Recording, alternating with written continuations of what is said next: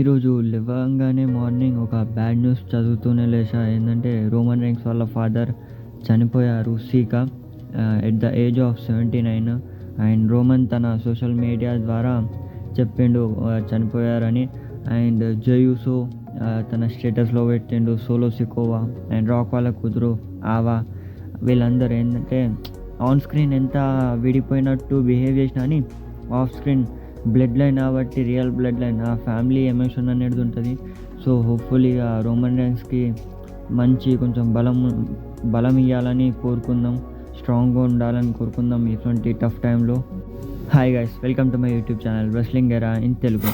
Last week మనకి smack down జరిగింది కదా, దాంట్లో హయ్యెస్ట్ వ్యూవర్షిప్ ఎంత వచ్చిందంటే 2.33 మిలియన్ వ్యూస్ వచ్చింది.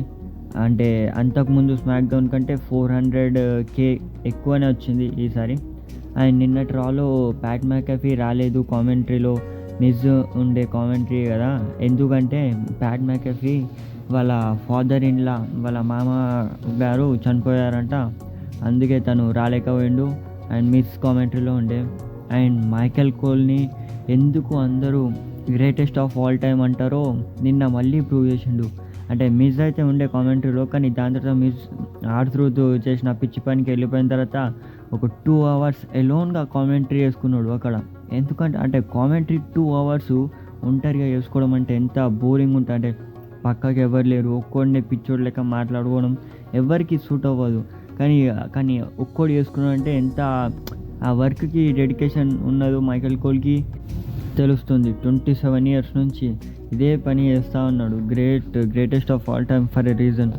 ట్రిపుల్ హెచ్ కన్ఫర్మ్ చేసిర్రు ఏమనంటే, ఒక్కసారి WWE రా నెట్ఫ్లిక్స్లో పోయిందనుకోండి, పోయిన తర్వాత ఈ వర్డ్స్ సెన్సర్ చేయడం అవసరం లేదంట. ఇక ఏదైనా బూతులు మాట్లాడినా అని, ఏసొంటి మాటలు మాట్లాడినా అని సెన్సర్ అనేది చెయ్యరు. ఇప్పుడు ఏంటంటే బీప్ అని వేసేస్తారు, కానీ అప్పుడు నెట్ఫ్లిక్స్లో అయితే వేయరు అని చెప్పిండు. అండ్ ఈ ఫోటో చూడండి, బ్రౌన్ స్ట్రోమన్ వాళ్ళ ఫాదర్తోని ఫోటో దిగారు. అంటే ఈ ఏజ్లో కూడా జిమ్ చేస్తూ ఎంత ఫిట్గా ఉన్నాడు బ్రౌన్ స్ట్రోమన్ అండ్ వాళ్ళ ఫాదర్.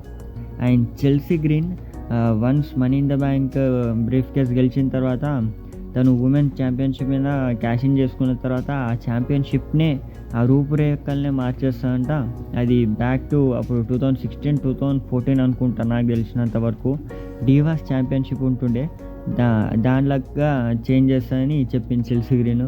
అందుకే తిను గెలవాలి అని ఎక్కువ ఫ్యాన్స్, WWE ఫ్యాన్స్కి అనుకుంటారు. ఎందుకంటే తిను వేసే పిచ్చి వేసాలని ఆ అరుపులు ఒక కామెడీ పీస్ లాంటిది అనుకోండి.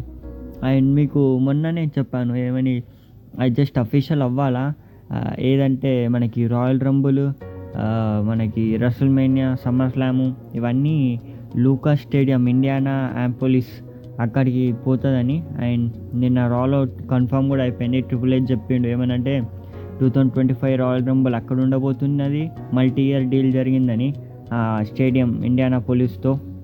ఇక దాంతోపాటు రెస్ల్మేనియా, సమ్మర్ స్లాము, WWE 3 మేజర్ ఈవెంట్స్ అనేది కొట్టుకోపోయారు వాళ్ళు మంచిగా. ఎంత వాళ్ళ జీడిపిలో మంచిగా, అంటే జీడిపి అంటే అక్కడ ఒకసారి WWE వచ్చిన తర్వాత అక్కడ కస్టమర్స్ అనేది మస్తు మంది పెరిగిపోతారు కాబట్టి వాళ్ళకు ఒక మంచి జాక్పాట్ లాంటిది వచ్చింది. అండ్ రెస్ల్మేనియా అయితే నెక్స్ట్ లాస్ వేగాస్లో ఉన్నది, 42 ఉండొచ్చేమో మేబీ ఇక్కడ ఇండియానా పోలీస్లో. అండ్ WWE ఇంకొక ట్రేడ్ మార్క్కి ఫైల్ చేసింది, అదే సమోవన్ వేర్ వోల్ఫ్ అని. అండ్ మేబీ ఇది నాకు తెలిసినంత వరకు జేకబ్ ఫాతుకి ఇవ్వచ్చు. అండ్ కార్మెలో హ్యాస్ మెయిన్ రోస్టర్కి రాగానే 6th మ్యాచ్ రెసిల్ చేసిండు. ఆ 6th మ్యాచ్లోనే ర్యాండీ ఓర్టన్ని పిన్ చేసిండు. అంటే తనని WWE ఎట్లా కన్సిడర్ చేస్తుందంటే ఫ్యూచర్ ఆఫ్ WWE ఎలా కన్సిడర్ చేస్తుంది కాబట్టి అంత greatest of all time Randy ఓర్టన్ని పిన్ చేసిండు. అండ్ నిన్న రాలో క్యారియన్ క్రాస్ కోఫీ కింగ్స్టన్తో మ్యాచ్ అయిపోయిన తర్వాత ఇట్లా 7 అని సిగ్నల్ చేసిండు. దాని అర్థం ఏంటంటే ఇప్పటివరకు తను 7 వరల్డ్ ఛాంపియన్స్ని పిన్ చేసిండు అని చెప్తున్నాడు. నోటీస్లో పడుతున్నాడు, నేను వరల్డ్ ఛాంపియన్షిప్కి ఫ్యూచర్లో ఛాలెంజ్ చేయొచ్చు అని. అండర్టేకర్ ఒక ఇంటర్వ్యూలో ఎక్స్ప్లెయిన్ చేసిండు ఏమనంటే, ఏదైతే 2015 సమ్మర్ స్లామ్లో బ్రాక్ లెస్నర్తో మ్యాచ్ ఉండగా మధ్యలో ఒకటేసారి ఇట్లా లేచి తనని చూస్తూ నవ్విండు కదా, అది ఏంటంటే ఒక ఫన్నీ మూమెంట్ లాంటిది. అదేంటంటే తను ఎండ్ ఆఫ్ ది కెరీర్లో ఉండే కాబట్టి అసొంటి వేషాలు వేసిండు.